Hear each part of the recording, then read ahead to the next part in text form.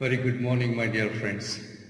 This is to welcome one and all in the most blessed and mighty name of our Lord and Savior Jesus Christ. And it's our prayer this morning as we continue to compose ourselves to worship the Lord. Let us pray that God would bless our worship this morning. God would bless this day and the week that is ahead of us. And we want to thank you again on this day for all the goodness and mercy that we have received during these days, months and years together.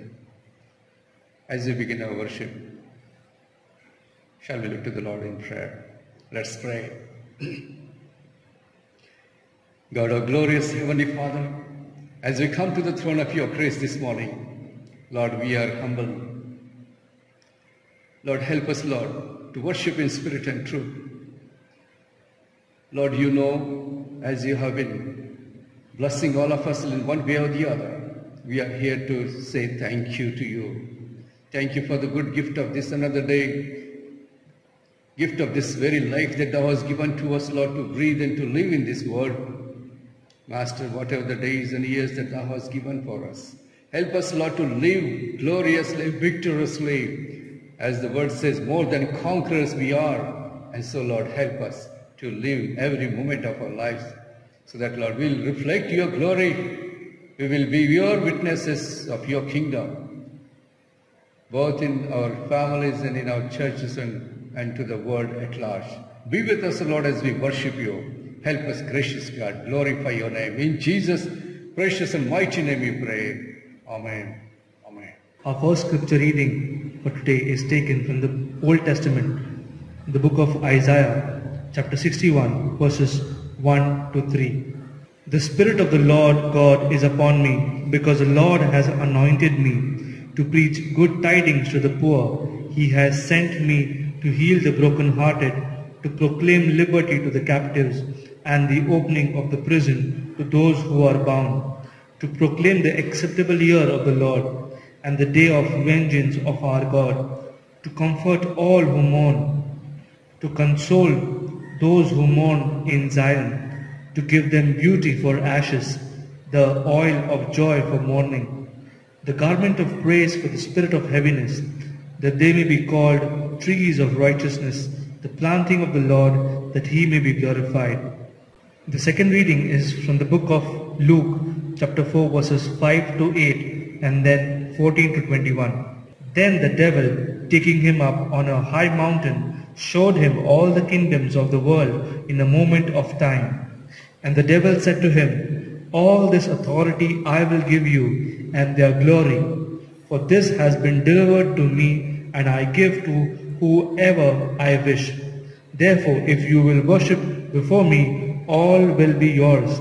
And Jesus answered and said to him, get behind me, Satan, for it is written, you shall worship the Lord your God, and him only you shall serve. Then Jesus returned in the power of the Spirit to Galilee, and news of him went throughout all the surrounding region. And he taught in their synagogues, being glorified by all. So he came to Nazareth, where he had been brought up, and as his custom was, he went into the synagogue on the Sabbath day, and stood up to read. And he was handed the book of the prophet Isaiah. And when he had opened the book, he found the place where it was written, the Spirit of the Lord is upon me, because he has anointed me to preach the gospel to the poor. He has sent me to heal the brokenhearted, to proclaim liberty to the captives, and recovery of sight to the blind, to set at liberty those who are oppressed, to proclaim the acceptable year of the Lord. Then he closed the book and gave it back to the attendant and sat down. And the eyes of all who were in the synagogue were fixed on him. And he began to say to them, today this scripture is fulfilled in your hearing.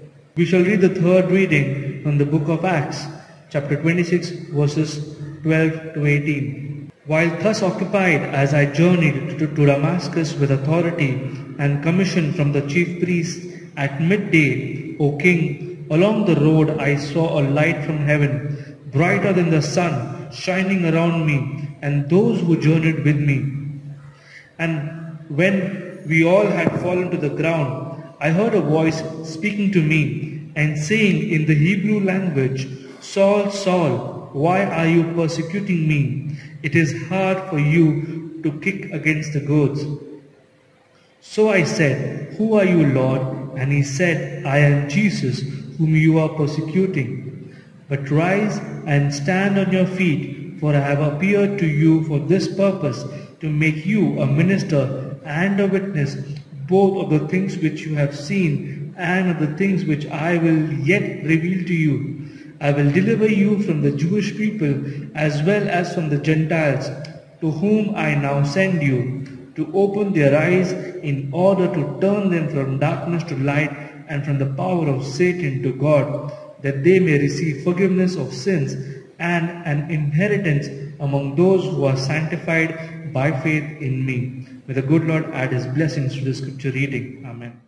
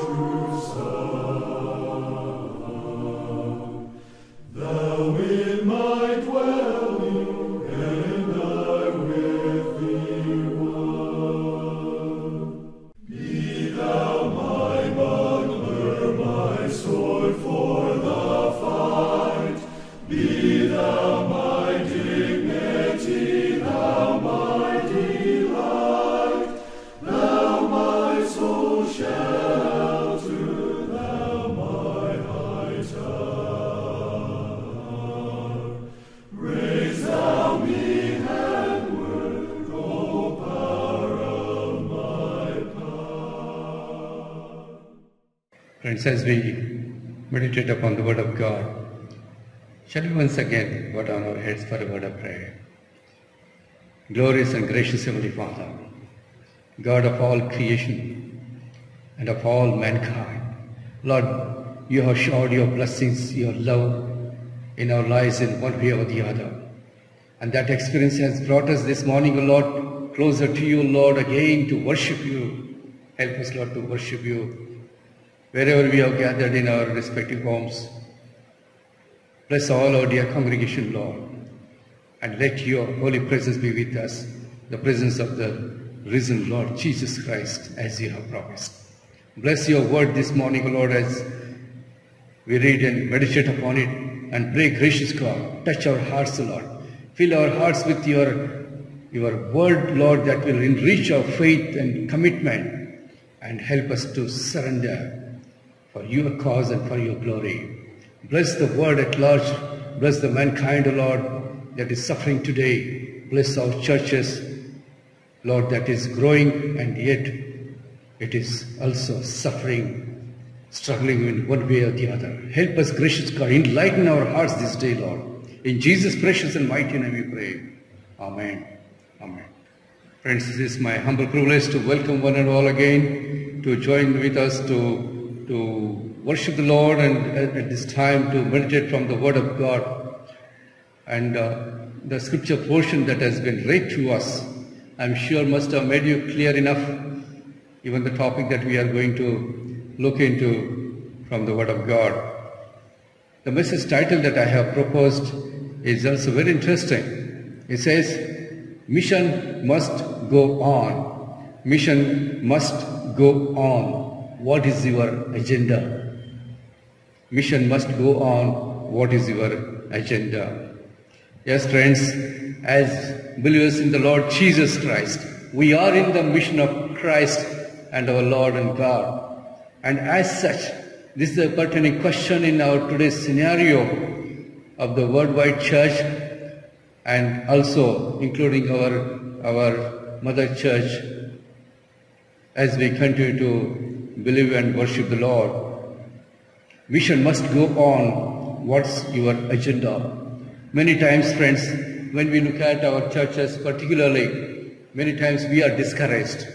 Many times we are encouraged with the good reports. But then when we hear some sad stories happening, we are discouraged.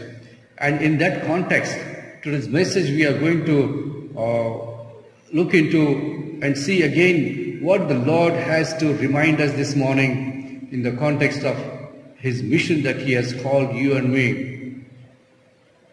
We have read these few scriptures, and as we read from the scriptures, that tells us very clear what was the agenda of our Lord Jesus Christ Himself. What was His mission after all?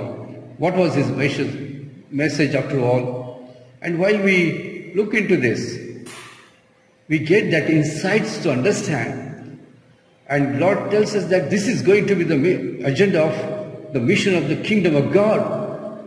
And there cannot be any other agenda, objective. There cannot be any other work that we are called upon to walk in this world. And this is how, when Jesus had to start His ministry as a Savior, we see, first of all, the foremost thing we see here, Jesus is tested. Jesus is tested. If you want to really know how far you are really qualified for a particular job, the testing has to be there. The examination, the qualifying examination has to be there. And so, we here in the mission of Christ, what has happened is, yes, we have passed our respective exams and degrees, but then the question today we are realizing is, in spite of all that our education and our training part of the degree course as such, the question still remains, what is my qualification? What is my testing? What is my exam that I have to clear in order to get into the mission of Christ and be fruitful, be effective, and continue to work on the agenda that He has called? Friends, the Lord that He has set His agenda for us is, we just read from the Gospel of St. Luke chapter 4, a few verses from 18 and 19, and thereafter we also read verses 14 to 21. What do we read here? As we look into the scripture, something very important that helps us to understand that how close or how far we are away from the mission of Christ and His agenda as such. Here we see Christ being the Son of God. He has to go through the examination as such, to the testing time as such. And as He was tested, and as we have often read from the Gospel, how Satan tested Jesus Christ Himself, and how Jesus overcame with all the temptations. And then, important thing is that after having come successfully over all the temptations that Satan had, we see Jesus begins His ministry. Jesus embarks on His ministry. So first of all, we want to look into these few verses here. Here we see Jesus' temptations and Jesus testing, His examination by the devil and the Satan forces itself, and in which Jesus qualified successfully. Jesus had to go testing to qualify before he begins His ministry. After He finished all the exams and temptations as such, we see Jesus comes on the scenario of this world, and then there He begins His ministry. 40 days and 40 nights. What was Jesus doing while He was tempted by the devil? And Bible tells us very clearly. We would like to see here, first of all, during these 40 days and nights of hunger and thirst, as Jesus fasted, what we see is Jesus had the physical hunger to fight with, That was one of the temptations. He was already hungry, and almost the Bible says after that he was hungry, that 40 days the devil comes and tempts him to eat, to make the bread from stones, and for which Jesus refused there, and he overcame that temptation. As he said from the word of God, man shall not live by the bread alone, but by every word of God that proceeds from the mouth of God. And when we hear this, it is something very striking. Why there is so much of sin and corruption all over the world? Why there is stealing? Why there is murder? Why there is the war? Why there is struggle and enmity, the jealousy amongst each other? It's basically hunger. It's basically hunger and thirst to satisfy our physical needs.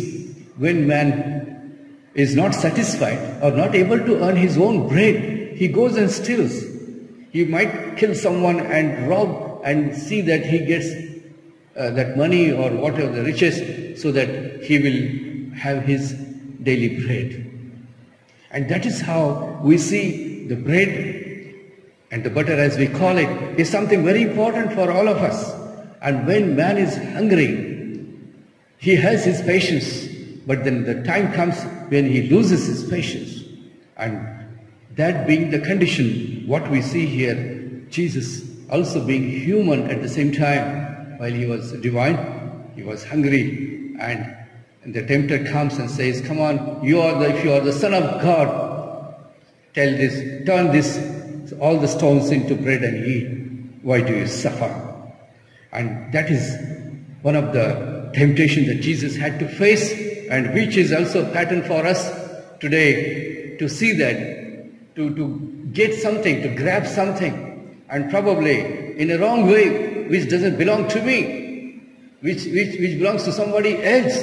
And in that scenario, if I am there, go and steal that and make it mine own, then there is a temptation. Then we are defeated. Then we are defeated there. And that is how Satan many times, even if it is a legitimate need of our body, you can name it, and in all that situation, if that need is not made for some reason, for whatever the reason could be, and in that case Satan comes and tempts us, come on, this is easy way, this is short way.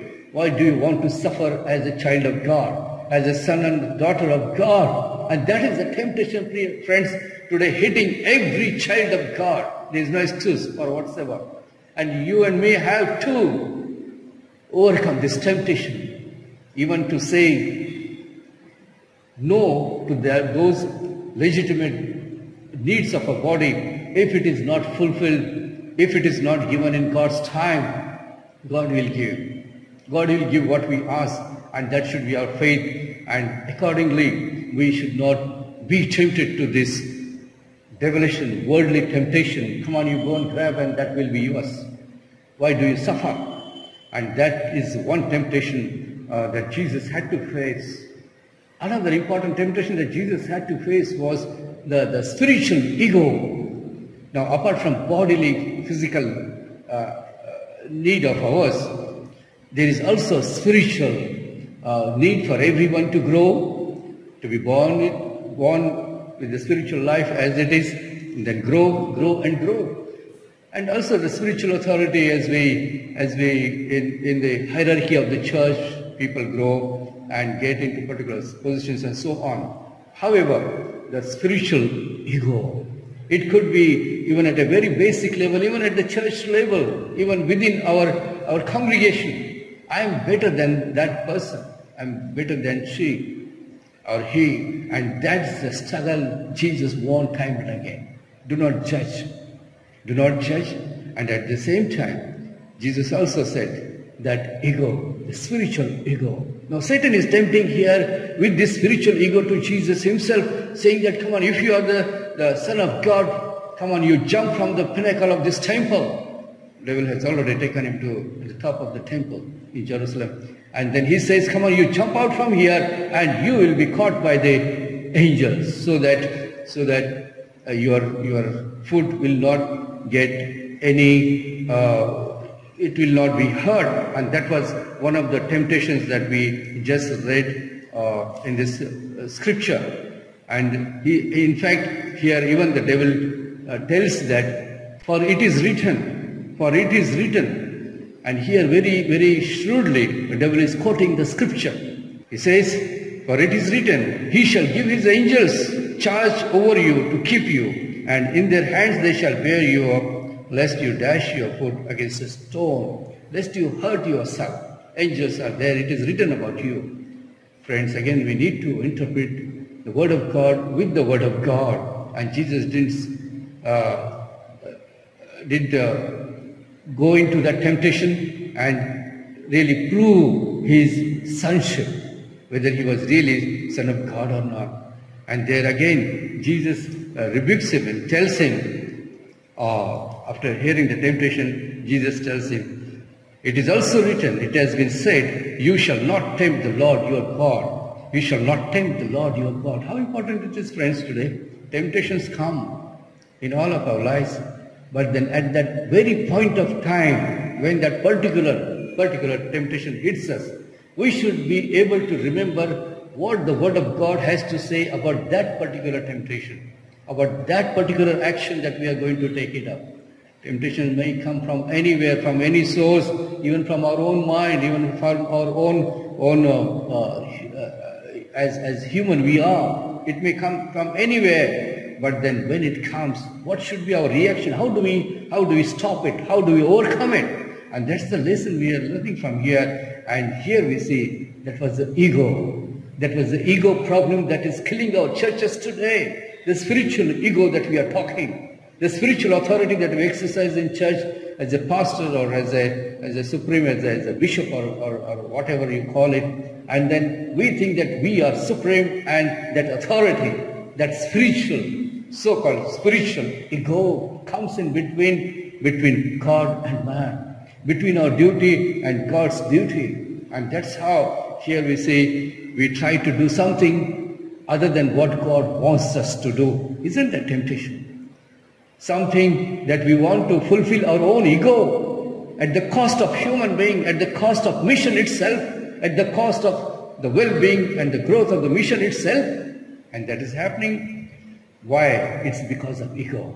Why there is so much of enmity even among the believers and the leadership as such. You think that one preacher is happy about another preacher. A kind of jealousy. We should not have a jealousy within our mission bond itself. And so sorry. It is so hurting to see that people are so jealous and to kill each other's ministry. That is the height of it. And there is a message. Spiritual ego. I am better than that person. I am better than that pastor. Nobody's like me. I am the best, and so on. And that spiritual ego, the moment it hits our head, there is a fall. Bible calls it very, very, very clearly many times. And friends, Jesus had to overcome this ego. Jesus did not have to jump from the pinnacle of from that temple just to prove that he was Son of God. You don't need to prove such great, spectacular miracles as such to say that you are a servant of God. No, Jesus said it is also written that you shall not tempt your God. How beautiful it is. Friends, today, as we embark on the mission of Christ, how important it is that our minds and our hearts are filled with the blessed word of God. And that becomes our real inspiration and guide and light in the time of temptation. In the time of temptation. Let us not have this spiritual ego here, no matter what height we reach in our spiritual life, in our spiritual usefulness to the congregation and to the even at any other higher level. The spiritual ego will kill you and me. We need to be humble enough. The more we grow spiritually, more humble we should be. That is how I like to look at it. And in fact, I have experienced many of God's great servants whom I really admire. I have seen that one of the most evident quality in their life is their humility, their weakness. I'm sure you have observed this too. Meekness and that humility. The higher you reach, the still you humble and humble you become. And knowing that what you are is not because of you, what you are is because of God and His grace.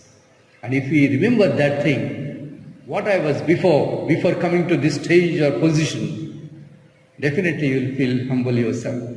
And that time, that days, that history, we should never forget, no matter how big or how great we are used by God, or how great other leadership positions we acquire or take. Spiritual ego is something killing our churches today. We also saw in this temptation from Jesus, temptations here we see the desire for worldly riches and power. And that is another reason, friends, that is killing out our mission today. If I have a desire to acquire more power, more riches of this world, by hook or crook, then again I am a failure. I am a failure with the Lord Jesus Christ and in His mission. I cannot qualify. I cannot qualify if my eyes are on the power and riches of this world. What are you looking forward in the mission? And friends, here we see, when we drift from Jesus' message and His mission and His agenda, then it so happens the devil is always there to tempt us with this worldly power and riches, money, and so on. And that too, when illegitimately we try to fulfill all that without any reference to God, without any prayer to God or asking Him, and we go ahead and try to get as much as worldly power and riches, which is very much contrary to the word of God. And here the temptation Jesus had to face. Devil comes and says, come on, he shows the whole kingdom of the world, and he tells Jesus, come on, you worship me. Kneel down and worship me. I will give you all this riches and power and kingdom to you. What a temptation. Jesus, as He was the King of Kings, the Savior of the mankind, and Jesus as the Lord, the Creator, and He already owns everything that is He has created. And Satan is here trying to say that or show as though he owns it and he can give to whomever he wants, and he wants Jesus to bow down and worship. What a dangerous temptation. And in other words, he was telling Jesus, why you have to go to the cross in order to become the Savior? The easy way is, come on, just a small thing that you can do for me is bow down and worship me. It's a terrible temptation again. And Jesus had to face and answer him. And what he answered is something very important for us today to meditate upon and remember how Jesus defeated at that point of time. And here we read in the scripture here, as we read earlier, and let me just read the verse for you at this point of time. And this verse 5th and 6th. And the devil said to him, all this authority I will give you, and their glory, for this has been delivered to me, and I give it to whomsoever I wish. Therefore, if you will worship before me, it will be yours. Therefore, if you will worship before me, all will be yours. And Jesus answered and said to him, get behind me, Satan, for it is written, you shall worship the Lord your God, and him only you shall serve. Jesus is focusing here on the issue of worship. He is not fighting with the question of when the devil tells him, this has all been delivered to me. He is not arguing on that. He is not arguing even on the so-called authority of the devil to give this kingdom to him. Jesus is focusing on the point of worshipping. Whom do we worship today in order to gain this, everything that we want? And Jesus very precisely, again quoting from the Old Testament here, he says, for it is written, you shall worship the Lord your God, and him only you shall serve. and Him only you shall serve. Friends, this is a word that we need to teach our generation, our children. The question is, as we are in His mission, whom do you worship today? Whom do you worship today? It's very important. And that's why Jesus said, you must worship God in spirit and truth. If it is not there, you're not worshiping God at all. If that spirit is not there, the spirit of truth is not there, you are not worshiping God. You have to have, as Jesus said in John's Gospel, 4th chapter, worshippers must worship God in spirit and in truth. Yes, and that's how we worship God and become really so close and one with Him, in a sense. And this is what Jesus is telling Satan, get behind me. For it is written, you shall worship the Lord your God, and Him only you shall serve, and Him only you shall serve. Whom are we serving today? Whom are we worshipping today is the question from this text. And friends, here we see worldly power and riches. That is what is another greatest temptation that is ruining many of so-called believers, so-called God's servants, so-called in any sphere you take, any political sphere you take, any government agency you take, when a person is not satisfied with his salary, whatever he gets legitimately, then he tries to, put his hand on the things that doesn't belong to him. That is in a state of stealing and for the corruption to that. And there we see that instead of focusing his agenda on the kingdom of God, he's focusing how can I become more rich and more rich and more rich. There's no limit to that kind of covetousness. And that's the sin, as Jesus in Bible tells us very clearly. What is your agenda today? What is my agenda today? While we serve the Lord, while we worship the Lord, while we want to be His ministers and His preachers. Do we have mission? The title says today's message, devotion, mission must go on. What mission is going on, friends, today? Mission must go on no matter what. And yes, here is a word of encouragement. Even if you see someone is going on the wrong track, losing or missing the agenda of the mission of Christ, you need not be discouraged. God has called you and me to be on the agenda, to be in order, so that we bring God's kingdom in this world. And that's what Jesus did. After having finished these temptations and having overcome on all these temptations, He comes out and ready to preach. Friends, in our lifetime, many temptations come and go. Question is, how do we deal with it? At times, when we see Jesus here, 40 days and 40 nights, away from the word as such, and what He was doing. One thing we can draw from these three temptations is Jesus was not only just praying to God, but then He was meditating on the Word of God. He was meditating on the Word of God. And here we see, as in the next point we want to see here, after Jesus having passed, how did He pass His testing? There's a question, how did He pass? And as we see here, secondly, very importantly, Jesus had the Word of God. What He was doing 40 days and 40 nights in that desert place while He was tempted, Jesus had the Word of God. Question is, what do you have, my friend, with you today? Jesus had the Word of God in His memory, in His meditation, and in His thought. And that's what we need today while we struggle in this world of temptation, in this world of struggle and chaos and confusion, fear. If we have the Word of God, I don't think we should be scared of anything in this life. Because Word of God is time to time, from place to place, it's very, very clear. It encourages, it empowers us. It gives us the promises to look forward. It says that God has taken care of you. It assures us of our assurance. And many people do not have the faith in the Word of God.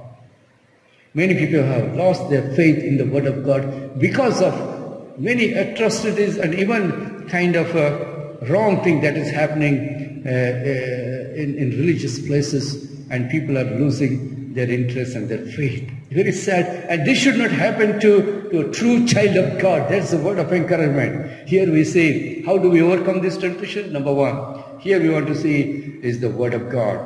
It is the only protection that God has given when no one is around you. No one is watching you. No one is taking notice of you. But you are faced with temptation. You are all alone, faced with the temptation. How do you overcome it? That is the question. And here we see Jesus had the word of God to think, to meditate upon it time and again, and until he met the tempter there, Satan, and could overcome it.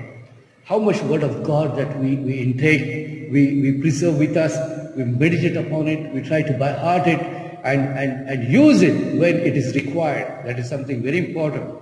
Different types of temptations would require different kinds of word of God and its application. You will agree with me. Every temptation is not same, and word of God is all full of God's wisdom and strength and courage and promises.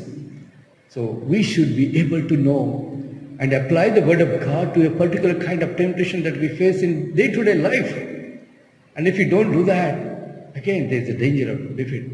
We read in Ephesians chapter 6, wherein we say, St. Paul is telling, come on, you take on all the armor of God.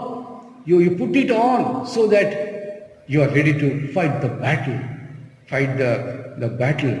And one of the verses that we want to refer here is in verse 17, Ephesians chapter 6, verse 17, it says, and take the helmet of salvation and the sword of the Spirit, which is the word of God. The sword of the Spirit, which is the word of God. Here we come, another sweet definition of the word of God. What is the word of God? What is the word of God? And one of the definitions we can read here. The sword of the Spirit, which is the word of God. Sword of the Spirit. Sword of the Spirit, which is the word of God. Very interesting. And friends, today, when we read this Ephesians chapter 6, this particular para, all different kinds of armor of God that has been given there for a believer to put it on so that he will fight his battle in this world. But there is only one weapon given to him. There is only one weapon that is given to him, of course, apart from the prayer. And that weapon is the sword of the Spirit, which is the word of God. Friends, how good is your sword today? How sharpened is your sword today? And we do see in wartime, in the olden days, sword was very important. Shield was very important, whereby they could resist all the arrows and all the enemy attack. Sword, there is the only one weapon, the armament given there. And that's the offensive. That's the offensive. That is to destroy the enemy. Do we have that sword at all? We have to have this sword. And the sword is the word of God. Word of God. And if that word of God is not there, how do you defend, or how do you assault, or how do you take offensive attack on the enemy? You have nothing to attack on the enemy and take offense and destroy them. Nothing, no weapon. And without weapon you cannot fight the battle and the enemy. And that is what is the story of many of believers. They do not understand the importance of this sword of the Spirit, which is the word of God. Neither they give it time and a real, it is called the meaningful time when it is given, when you are strengthened in the word of God. Nobody can shake you. And that's what Jesus had here in his lonely time, the word of God that protected him, and every time the tempter was around him, he gave him the word of God. It is written, always he said, it is written, it is written, to which we see the enemy, the devil, could not defend, could not cancel that, could not argue upon that. He has to move out, the word of God. sword of the Spirit. Friends, we are, of course, in the same paragraph there, prayer is also mentioned, that we'll talk about or meditate upon it some other time. But what we see here is the importance of the Word of God.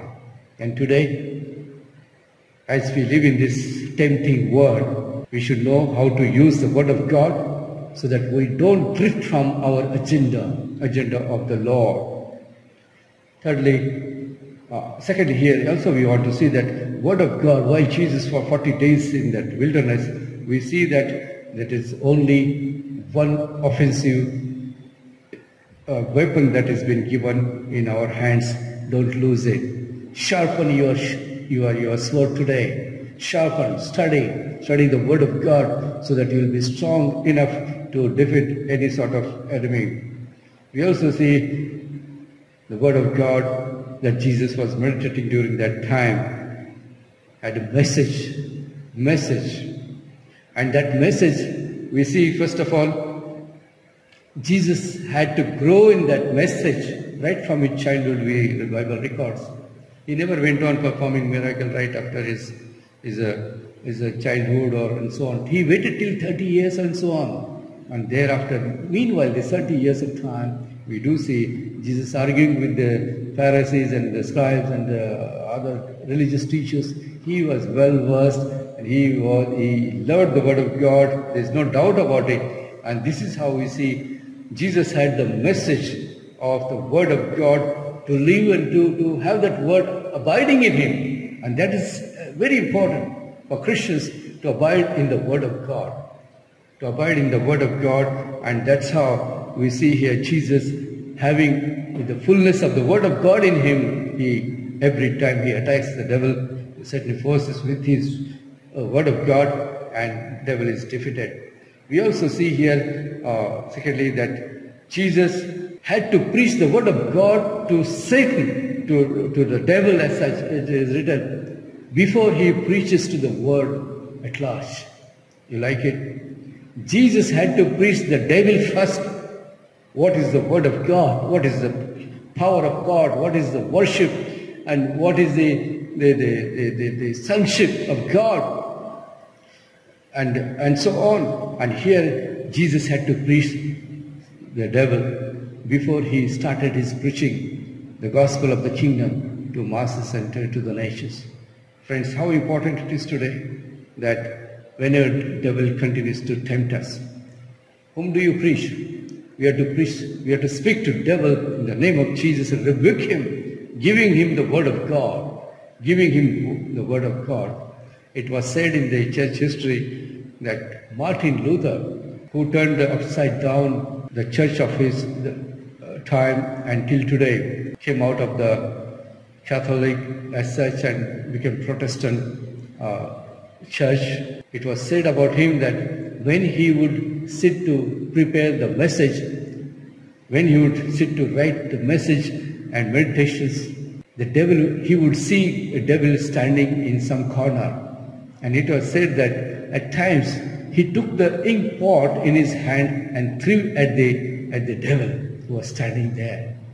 Friends, devil knows the scripture very well. No issue with that. Probably better than us. We are still humans. But then that did not stop us here. And that's the devil that is trying to hit every believer, including the servants of God, and more so, because we are the keys in the hand of our Lord Jesus Christ, the kingdom keys that He has given to us to open the doors of heaven so that multitude will enter there. Open them. What you have. What is your message today? The message is something very important. Message is not just telling some stories, some parables here and there, some history here and there. It is the message of the salvation unto all men. And it is the power of God unto salvation, Paul says in Romans chapter 1, 16 and so forth. Friends, it is the power of God. Nothing less than power of God. If we are on the agenda of Jesus Christ, if we have the Word of God that Jesus had, we are on the agenda of Jesus Christ. And the second scripture that we read, we will not have time to go into that, wherein testimony of Paul we see. next Sunday that we'll continue to look into that and meditate from that, how Paul at one time was blinded, though he was a Pharisee, very religious and so on, but then he thought persecuting Christians would be God's work, and that's how Jesus reveals him and says, Saul, Saul, what are you doing? Why you are persecuting me? And the story goes on. Here important factor is about what was St. Paul's mission, and here we see Acts chapter 26 verse 18. Jesus tells him, I will deliver you from the Jewish people as well as from the Gentiles to whom I now send you, to open their eyes in order to turn them from darkness to light and from the power of Satan to God, that they may receive forgiveness of sins and an inheritance among those who are sanctified by faith in me. If you see Jesus' agenda again repeated here, when he calls St. Paul, Saul, who was earlier called Saul, makes him Paul, the same agenda that Jesus had in his manifesto, mission manifesto as it is called, and he says that God has anointed me. Lord has anointed me to preach the gospel to the poor, to preach the gospel to the poor so that they will hear the gospel. And this is how we read this morning Luke's Gospel, chapter 4, verse 18 and 19. The Spirit of the Lord is upon me because He has anointed me. Anointed for what? He says, to preach the gospel to the poor. He has sent me to heal the brokenhearted, to proclaim liberty to the captives, to recovery of sight to the blind, to set at liberty those who are oppressed, to proclaim the acceptable year of the Lord. That was the mission of Christ, and that was the mission of, again you see here, verse Acts chapter 26, 18, mission of Paul, and if it was so, it is also the mission of the church today, mission of yours and mine.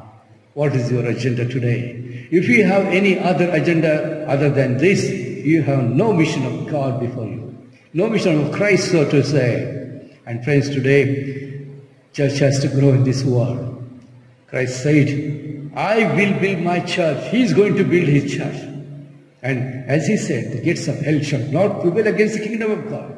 No matter what happens in and outside the church, I will build my church. Will you take up that flag, that manifesto of Jesus Christ today and march into this world victoriously, gloriously, proclaiming the gospel of the power of God unto salvation. That is the power of God unto salvation.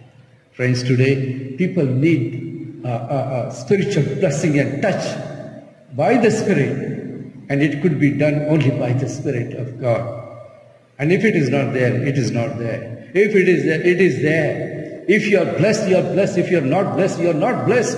And friends, here today God once more is asking us, calling us to be in His word, to be in His mission. The mission must go on, and it will go on till He comes to receive His church, no matter what happens to the church or the world all around. Are you discouraged today? Take courage in the Lord. We belong to the Lord Jesus Christ and His church. Our denominations are, we have made it, humanly speaking, but then our loyalty should be to the one Lord and King of Kings, who is coming in His glory to take care of us. We did not be tempted of these small things in this world, so that we drift away from the mandate and the mission that Christ has called us to complete, and we will complete, God being our help. God bless you, and let us continue to look to the Lord in prayer, at the same time continue to study the Word of God, by which Jesus precisely could defeat all the satanic temptation. And so we can and we should. And that's how, friends, we need to take the Word of God. We need to take the worship and worshiping the Lord seriously. It is not a pastime. It is not one of the activities of a week or Sunday or a month. It has to be on the daily basis to grow as a child of God, as a soldier of Christ, so that we are ready with all the equipment, with all the armor of God, as it was called, with the sword of God, with the sword of the Spirit, which is the word of God that is said. Friends, without that we cannot do our battle. May God bless you. May, as we move on into this world, to continue to fight our battle of spiritual life and bring others into His kingdom. God bless you. God bless and keep you. Shall we look to the Lord in prayer? Let's pray. Heavenly Father, we want to thank you, Lord. Thank you for all your mercies and blessings that you have showered in our lives thus far. Lord, as we celebrate this day, the Lord's Day, the glorious day when Jesus also defeated all satanic forces, all the temptation, even death, and He rose again, saying, I am the life and the resurrection. All who come to me, all who believes in me shall never die. I will raise them again. Gracious God, this day, that is the only hope that we have to look forward, O Lord, in this life of sickness and death, in this life of all kinds of weakness and temptation. Gracious God, be with us. Bless us, Lord, as we move on from here to this day and the week ahead of us. Keep us away from all devilish satanic temptation, O Lord. Fill us, Lord, with your word that is so enriching, that is so empowering us, O Lord, so comforting, and giving us that contentment to our lives, O Lord, so that we will not fall into any temptation. Be with us, Lord, our church today, Lord. Your dear children, Lord, in one way or the other, we are suffering, Lord, with the attacks of devilish temptations. Lord, we rebuke every such tempting spirit, O Lord, from the devil, and pray, gracious God, may we grow unto Christ our Lord Jesus and glorify His name always, O Lord, and help us, Master, Father. We cannot have any other agenda than yours. Refresh us, Lord, empower us, Lord, with that agenda without any fear. We go into this world, Lord, to bring your kingdom, to glorify your kingdom, to preach your kingdom, O Lord, and let your kingdom come. And that's our prayer this morning. Bless our congregation, dear one, loved ones, wherever they are. Those who are sick or worried, O Lord, continue to bless them. Bless us, all of us, Lord, this day. In Jesus' precious name we pray. Amen. Amen. Let us sing our concluding hymn this time as we continue to worship the Lord. Rescue the perishing, care for the dying, snatch them in pity from sin and the grave.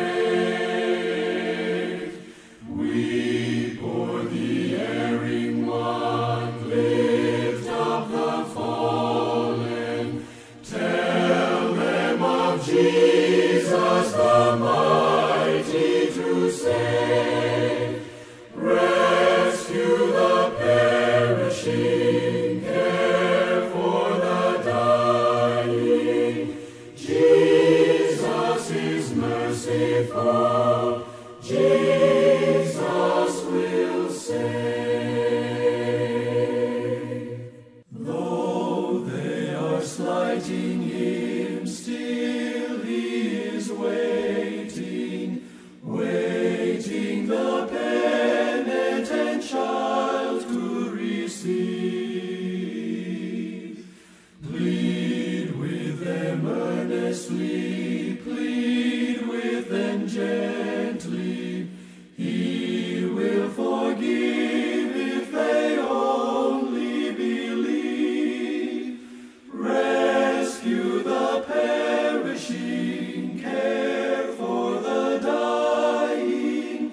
Jesus is merciful, Jesus will save. Down in the human heart, crushed by the tempter, feelings lie buried that grace can restore. Touched by a loving heart, wakened by kindness, chords that were broken will vibrate once more. Rescue the perishing, care for is merciful, Jesus will save. Let us pray. God of glorious Heavenly Father, as we thank you, Lord, for this blessed day that thou hast given to us, as we celebrate the Lord's Day, gracious God, let your mighty risen presence go with us, Lord, as we move on from here to the week ahead. Thank you for the word that has come. Lord, open our eyes, Lord, to see what is your kingdom, what is your agenda of your kingdom, Lord. Thank you, Lord, for reminding us this morning what it is. Lord, if you do not have your word with us, Lord, we have no mission. And if we have no mission, Lord, we have no agenda of the mission. Gracious God, have mercy upon our churches, upon your servants, O Lord, so that we may not drift away from the agenda, the manifesto that you have given to us. You have called us as Jesus. You said, I am sending you as the Father has sent me. I have chosen you so that you'll go and bring much more fruit. You shall be my disciples if you abide in me, if you bring more and more fruit. Gracious God, we want to love you more and more. Help us, Father. Bless us more. Love us more, Lord, so that we may continue to love you more and more and glorify your name in this world. Be with us, Lord. Send us now, Lord, with your benediction and blessing. In Jesus' precious and mighty name we pray. Amen. Shall we all join the Lord's Prayer? Our Father who art in heaven, hallowed be thy name. Thy kingdom come. Thy will be done on earth as it is in heaven. Give us this day our daily bread, and forgive us our trespasses, as we forgive those who trespass against us. And lead us not into temptation, but deliver us from evil. For thine is the kingdom, the power, and the glory, forever and ever. Amen. Amen. Now may the grace of Lord Jesus Christ, the love of God the Father, and the fellowship of the Holy Spirit rest and abide with all of you, with all your dear word and loved ones, with all God's servants, both now and forevermore. Amen.